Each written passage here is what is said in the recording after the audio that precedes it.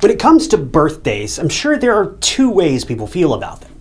Either they're happy and excited, or they fall into a pit of depression because they're faced with getting older.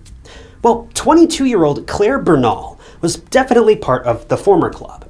She was a beauty consultant at Harvey Nichols, and she and her mom went to Florence, Italy for her 22nd birthday.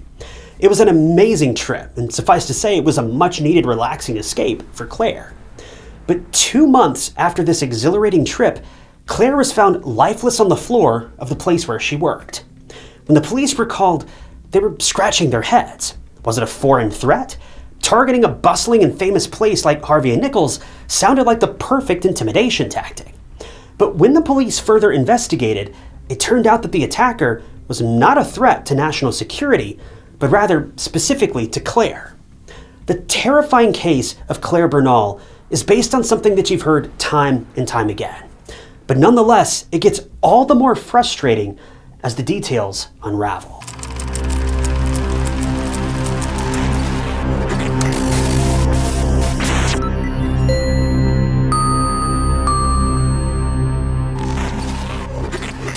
So we've been working behind the scenes for a long time now to try to give you guys something a little more than just these videos. We've been working to come up with something more physical to help the channel and get you guys something in return, and we've finally done it.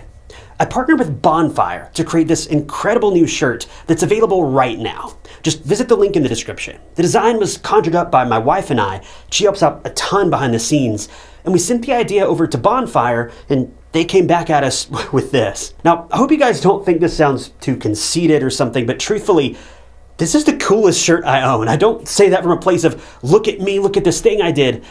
Guys, I'm just grateful to be here. I'm grateful that all of you watch these videos, and I'm grateful for every last one of you guys. And I can't thank you enough just for the opportunity that you've given us. I'm just so grateful to be here and so grateful to be able to do this. And I hope you guys, even if just one or two of you, are as excited as I am about finally getting something physical, you can touch it, to support the channel. Now, this design is only going to be available for a limited time, so if you're interested, I suggest that you pick one of these up as soon as you can. And again, if you want to pick one of these up, just check the link down in the description or down in the comments. But all that aside, guys, thank you. Thank you for helping make my strange little dream a reality. I'm grateful for every last one of you guys, and I mean that, and don't forget that. But let's get back to the story.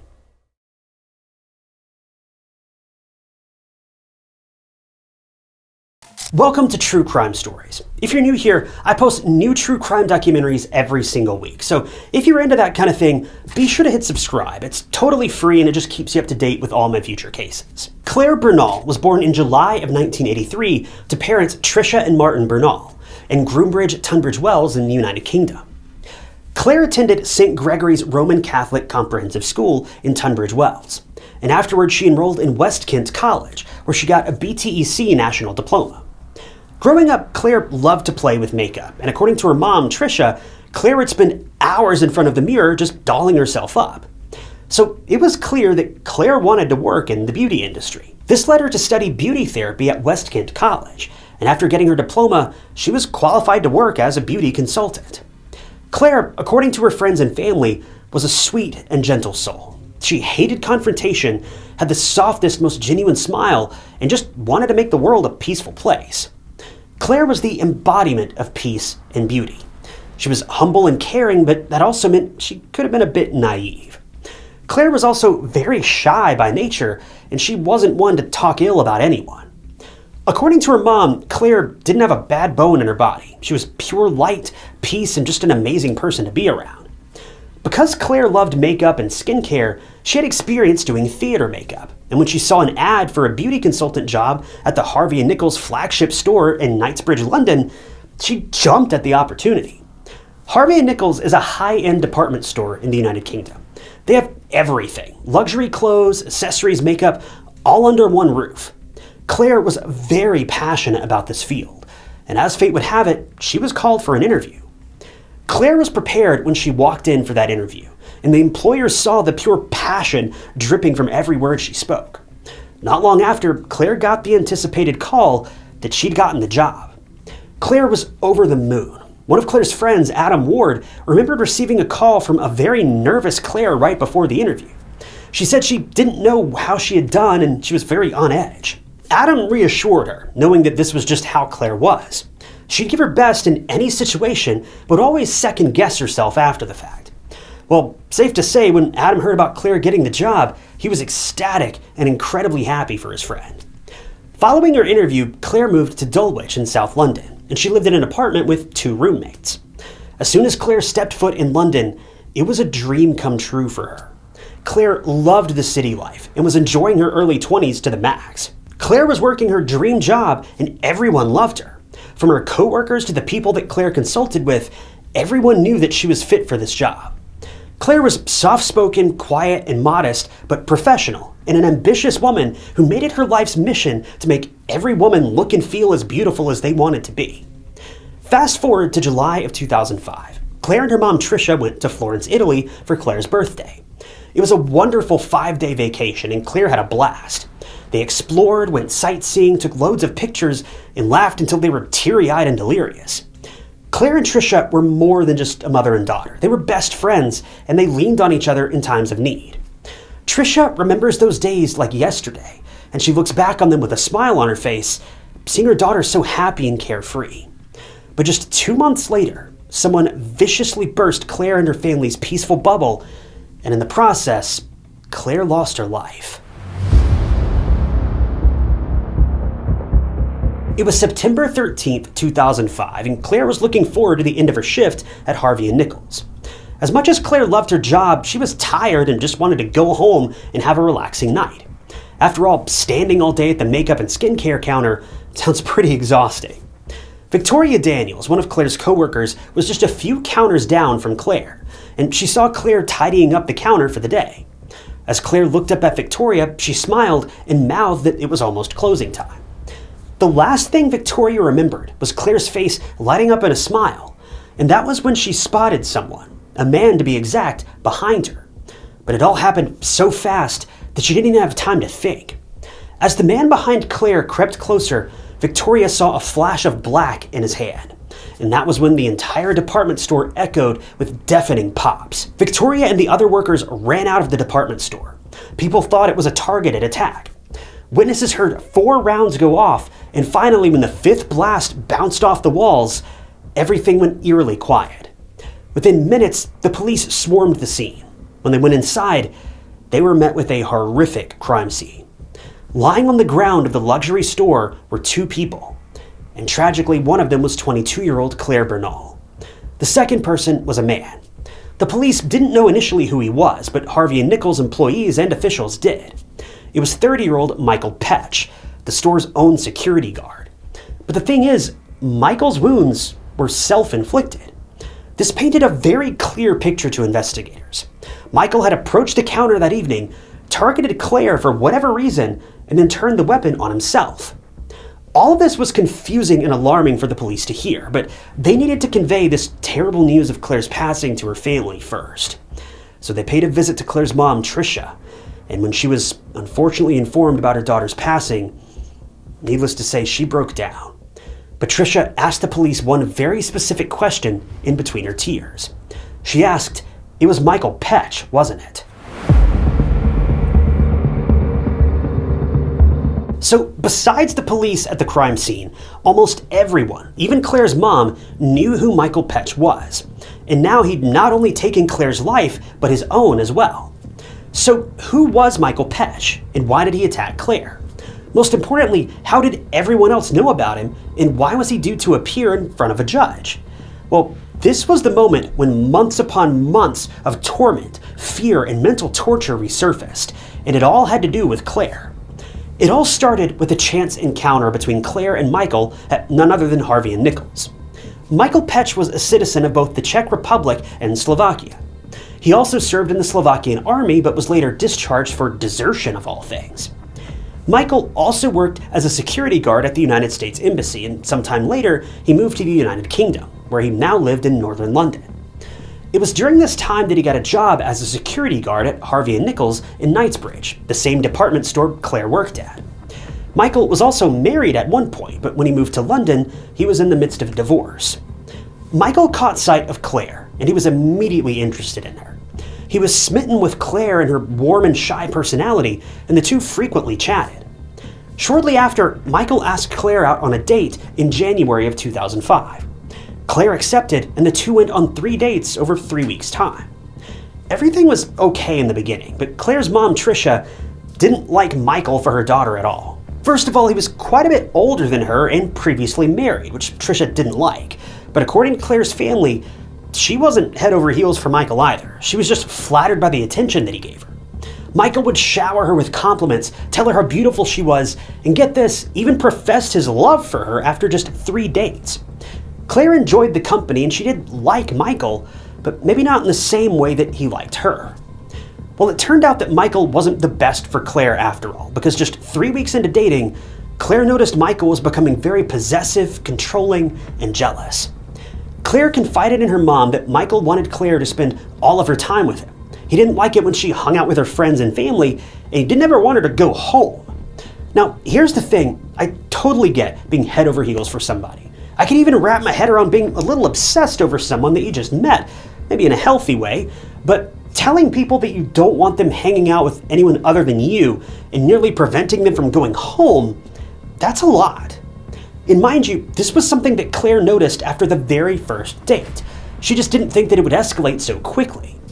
To say that Claire was feeling suffocated doesn't even begin to describe it.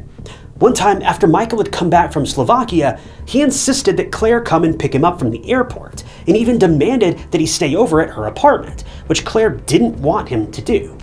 They'd just been on 3 dates. Claire was not about to let a stranger and a possessive creep stay over at her apartment. After a while, Claire walked Michael to the train station and told him that they were over and she didn't want to go on a date with him again. But you guessed it, Michael couldn't comprehend this. I mean, he could, but he chose not to. After Claire left, he called her countless times. And if that wasn't bad enough, he even stood outside her apartment for 2 hours, just hoping she would come outside.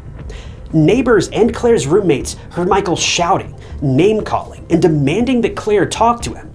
And he only left when Claire's roommate sternly said, "Claire doesn't want to see you." This was an experience that left Claire pretty uneasy. And what was worse was that Michael knew where Claire lived. But anyway, the next day, Claire thought that Michael would give up, but she was wrong. Michael, holding a large bouquet, followed Claire to work and back home and begged her to take him back. Claire turned him down again and again, but this was sadly only the beginning. Claire's phone was constantly littered with messages, calls, and voicemails from Michael. He would call her almost 50 times a day, which is just insane. Michael was wearing Claire down with his possessive and delusional messages. Some of his messages stated, quote, "We're meant to be together. It's our anniversary tomorrow. How should we spend it?" But then came the bombshell. He said, quote, "If I can't have you, no one will." This man was delusional with a capital D. Claire even changed her number at one point, but in typical stalker fashion, he found that out too. And Claire's temporary relief from the bombardment of messages ended with a vicious intensity. Michael also didn't make working at Harvey Nichols easy for Claire either. He would constantly stare at her through mirrors and windows, and would press other store employees to persuade Claire to talk to him. On one occasion, Claire did talk to Michael, but afterward, he pinned her to the wall and professed his love for her, and even went as far as saying that he knew she loved him too. Mind you, this is the store's security guard, so Claire didn't even have anyone to call for help, other than maybe the police. When Claire said that she didn't love him, Michael got extremely angry and screamed in her face, yelling, "Yes you do, you stupid little girl."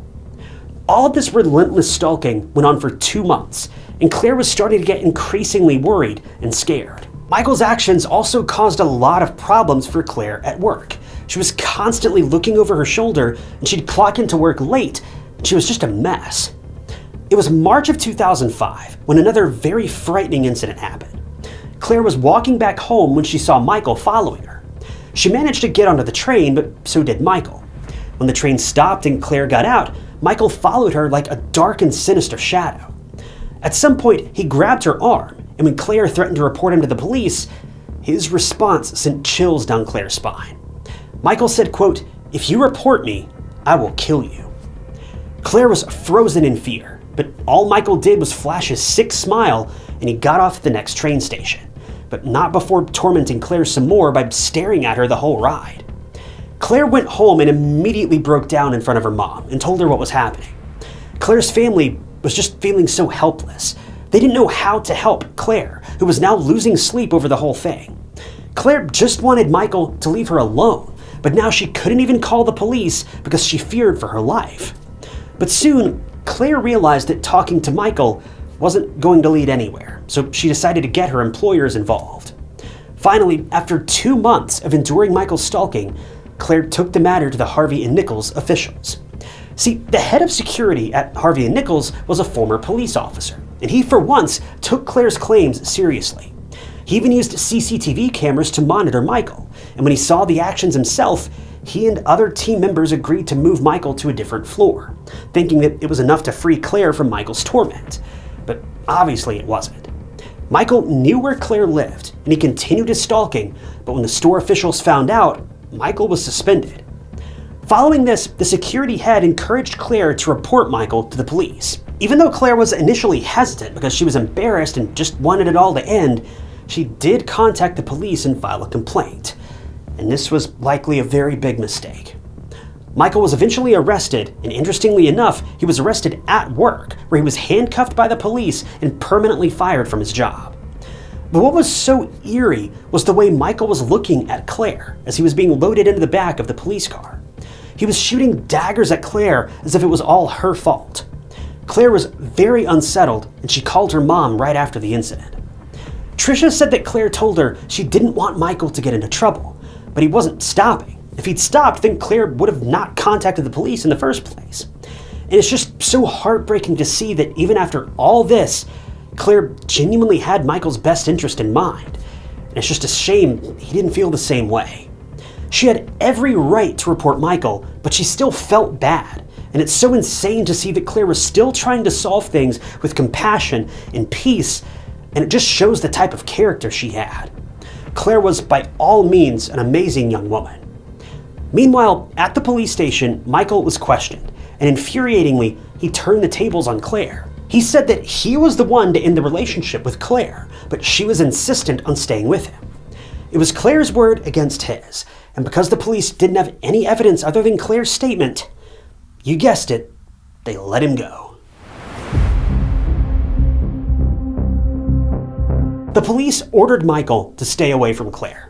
He was forbidden from visiting her house, her place of employment, nor could he be anywhere in the general vicinity of her. But Michael feared nothing, and just 2 days after being released, he was seen outside Claire's apartment waving at her. When the police were called, Michael fled the scene. This happened another time too, but this time he was caught and arrested for breaching his bail conditions. And as he was being taken away, he was smiling at Claire once again, which is just so creepy. Michael was held at Belmarsh prison for 8 days, and while awaiting trial, he was released on bail yet again while a pre-sentence report was compiled. He was due to appear on September 21st. Michael was granted bail on the condition of not contacting Claire or showing up at her house or workplace. This was bizarre on the police's part. They knew that Michael was never going to stick to the conditions, and he would do anything to terrorize Claire again. Why was he granted bail? That's just beyond me. This woman was so clearly in danger. I've only got 2 guesses about why they did this.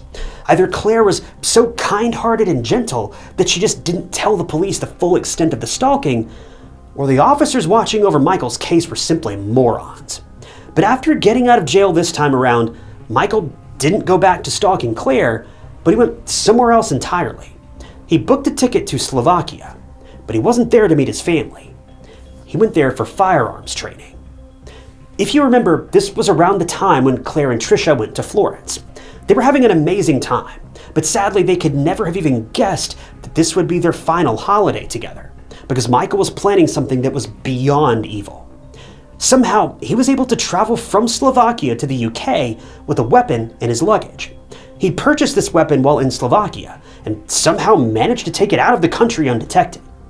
Just like that, August 31st rolled around, the court date, and Clare was mentally prepared to present evidence in the trial, although she was dreading seeing Michael again. But she got a call from the magistrate court and was informed that Michael had pleaded guilty to the charges against him, and therefore would have no trial. But Michael was allowed to remain free until September 21st, when he would be officially sentenced. Clare was relieved to hear this, but needless to say, it was a bit unsettling that he was allowed to continue roaming the streets until late September. And little did she know, Michael wasn't done with her. Almost 12 days passed by with no torment from Michael, and Clare was feeling happy and free for the first time in a very long time. Before she knew it, September 13th, that was going to be the day when everything fell apart. Michael was no longer stalking Clare. He was just looking for the right time to launch a vicious attack. He was ready to make his words a reality. Michael wouldn't get Clare, and he was going to make sure that no one else would either. Around closing time, it's believed that an armed Michael, under the influence of drugs, made his way into Harvey and Nichols by sneaking through the back door and creeping up on an unsuspecting Clare at the beauty counter. He then aimed at Clare and fired round after round, 4 in total, and tragically ended Clare's life on the spot. He then turned the weapon on himself and pulled the trigger once, ending his life too. This was a very traumatic and gruesome scene because a lot of employees witnessed the attack, and they were left literally scarred for life. Michael Pech, a delusional and obsessive excuse of a man, couldn't bear Clare's rejection, so instead of just moving on with his life, he decided that she would be the one to pay the price for rejecting him. Following the attack on Clare and Michael taking the coward's way out, everyone was left shocked and terrified. And since Michael took matters into his own hands, there would be no consequences for his senseless and animalistic actions that led to Clare's untimely end. It was just lights out for him. But was it unexpected? A lot of people don't think so. Stalking is something that's almost always taken too lightly. A lot of victims of stalking have lost faith in the police because they do nothing about it until everything takes a turn for the worst, like in Clare's case. Clare did everything she could. She tried talking to Michael. When that didn't go as planned, she reported him. But then he was released on bail over and over on conditions that were just meaningless words on paper. His threats took shape, and an innocent life was taken, leaving a bereaved family with nothing, not even justice, closure, or any answers, because the wrongdoer successfully evaded the law to the very end.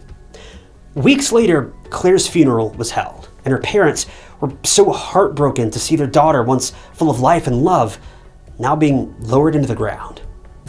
Clare's friends and loved ones showed up to pay their respects to a woman who had so much more to see in life, but she would never get to do any of it because of one single person. What was even more heartbreaking was that Clare's attack and subsequent passing led to a rift between her parents. At an inquest following Clare's passing, Clare's dad and Trisha's ex-husband, Martin, with whom Clare was living with during her final days, accused Trisha of trivializing the stalking that Clare was going through. He also blamed the police for serious loopholes and blunders in Michael's investigation, like Clare not having gone through a formal risk assessment. Martin also stressed that because Trisha was taking the matter lightly, Clare didn't confide in him about the stalking, and that he didn't know about any of it until things had escalated to the point of no return. When Trisha took the stand, she was tearful, and she admitted that she was foolish to believe that the police had everything under control. She further said, quote, "I had an extremely close relationship with my daughter, and I would have done anything.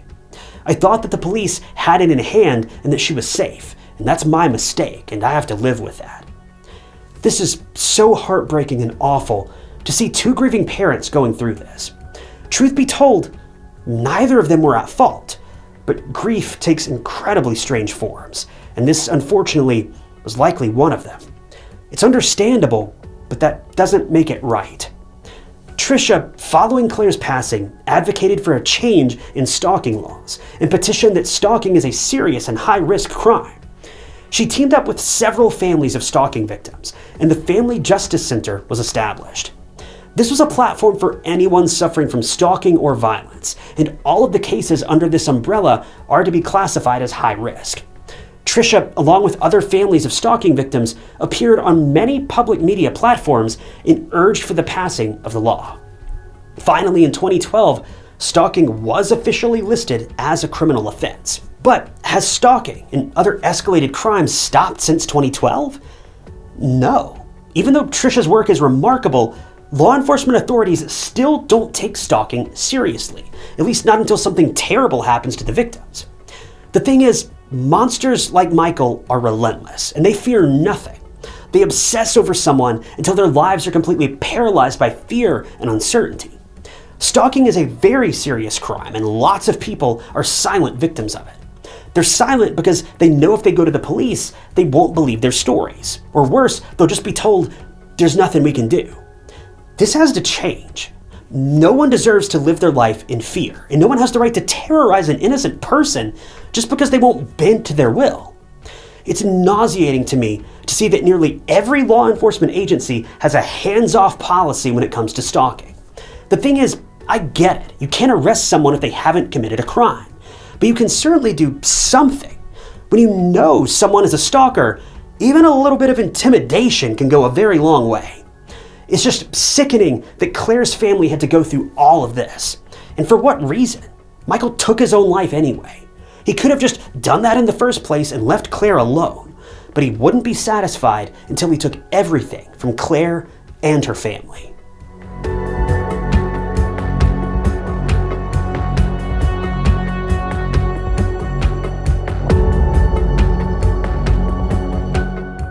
Thank you guys for tuning in to another episode of True Crime Stories. I want to give a special thank you to a couple channel members, including Amanda Wheeler and Daniel Young.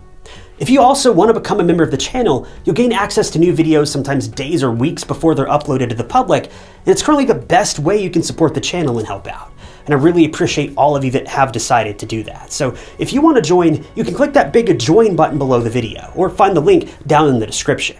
But as always, if you enjoyed this video, check out this other interesting case I covered, and don't forget to subscribe. It's totally free and just keeps you up to date with all of my future videos. But my name is Ty Knotts, and I'll catch you guys in the next one.